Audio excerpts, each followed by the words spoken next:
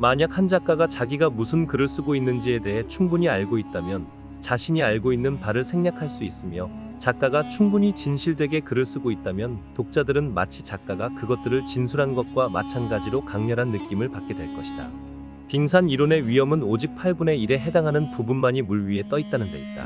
어니스트 해밍웨이가 제시한 이론이다. 해밍웨이가 저널리스트로 활동할 당시 그는 거의 없다시피 한 전후 상황과 설명을 덧붙인 즉각적인 사건에 대한 신문 보도에 매진해야만 했다. 그는 이러한 미니멀리즘 경험을 그대로 소설에도 적용시킨 것이다. 그는 소설에서 보다 깊은 의미는 노골적으로 표면에 드러나서는 안 되고 내포와 암시를 통해 빛나도록 해야 한다고 주장했다. 즉, 빙산 이론에서 수면 위의 빙산은 작가가 직접적으로 드러내야 할 표면적 요소이고, 수면 아래에 은밀히 감춰진 빙산은 표면적으로 드러나지 않는 보다 깊은 의미를 뜻하는 것이다. 인생은 압축이다. 한때 내 인생의 모토였다. 거칠게 설명한다면 마치 좋은 영화의 조건과도 유사하다. 좋은 영화는 한 줄의 줄거리로 요약된다. 동시에 많은 이야기를 떠올리게 하고 많은 생각을 하게 한다. 압축은 말하자면 뼈대와 같은 것이기도 하다. 컴퓨터에서 파일을 압축하는 방법과도 비슷하다.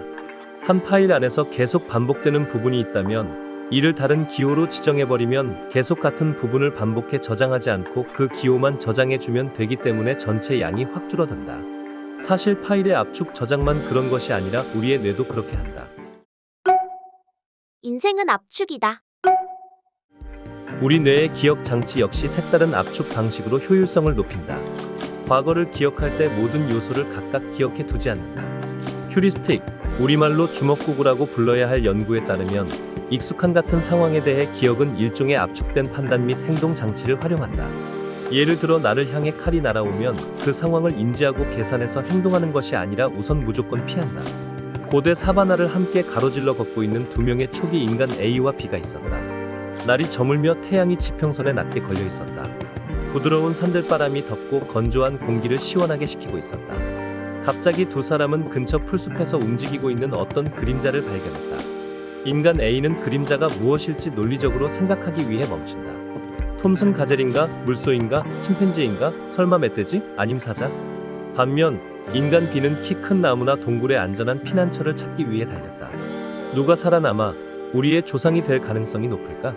취해야 할 행동을 결정하기 위해 상황을 논리적으로 분석했던 A타입의 초기 인간들은 다윈식으로 표현하면 선택받지 못하고 도태되는 반면 B타입은 살아남아서 후일을 기약했다. 지금 당장 직면하고 있는 상황과 과거에 직면했던 상황 사이에서 알아낸 유사성을 바탕으로 옳다고 생각하는 결론으로 바로 넘어가는 방식이다. 내가 살아온 이야기를 하면 소설책 몇 권은 나온다. 많이 듣는 이야기이지만 실제로 그럴까? 너저분할 뿐 별로 들을 이야기는 없을 것이다. 인생의 경우를 보면 계속 반복되는 일상은 사실 일기를 쓰더라도 제외된다. 그러나 먹고 자는 일상이지만 만일 매우 다른 경우라면 압축에서 제외된다. 인생의 압축은 바로 그런 부분을 도드라지게 만든다. 압축은 그래서 오히려 풍부함을 만들어내는 방법이다. 그런데 내가 인생을 압축하려는 이유는 내 이야기를 만들기 위해서다. 라이브러리안의 일원이 되면서 나는 내 정체성을 일종의 기획자라고 생각했다. 기획자, 프로듀서의 의미가 풀이 더하기 2, 먼저 일하는 자인 만큼 다른 이들에 앞서 일을 만들어야 한다. 그리고 기획자는 본질적으로 이야기꾼이다. 이야기는 기획의 핵심이고 기획자 삶의 본질이라고까지 말할 수 있다.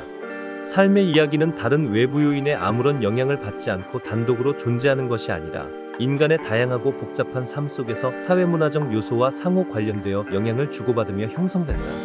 이는 경험된 여러 가지 사건에 의미 있는 해석을 부여하는 작업이기도 하다.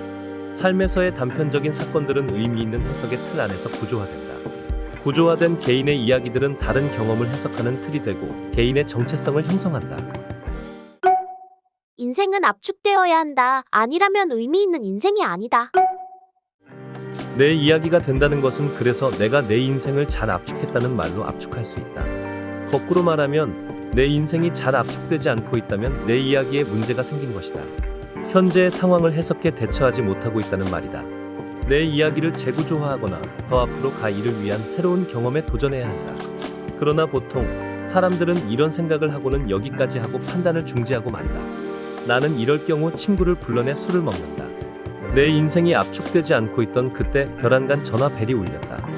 평소에 핸드폰을 진동으로 설정해 놓기 때문에 내게 온 전화가 아니라고 잘못 걸린 전화라 생각했다. 그런데 내 전화가 울렸다. 분명 잘못 걸린 전화였다. 그것도 전날 저녁에 부재 중 전화로 찍힌 모르는 전화번호였다. 맞아.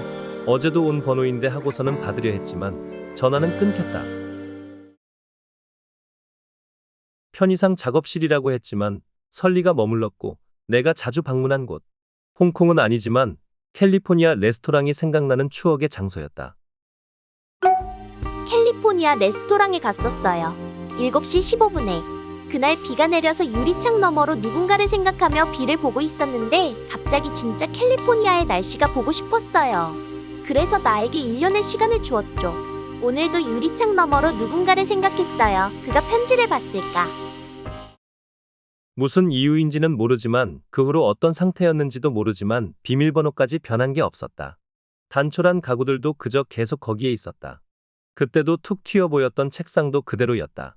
책상에는 지금은 누구도 쓰지 않을 것 같은 손바닥만한 수첩과 모나미 153 볼펜이 놓여 있다. 수첩은 몇 해 전 철거 전 도심에 남은 마지막 수첩갑한 아저씨의 주력 상품이었다. 전혀 팔리지 않는 상품으로 무슨 휴먼 다큐멘터리 프로그램에 나온 기억이 났다. 그렇다. 달라진 게 없다.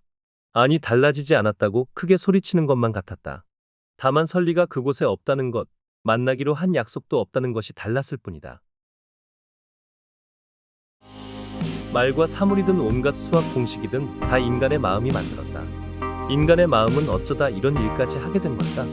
철학이며 수학이며 고개를 돌리면 보이는 자동차며 창문 빽빽한 빌딩, 친구가 입고 있는 저 현란한 잠옷까지 인간의 마음은 어떻게 이런 것들을 다 만들어냈을까?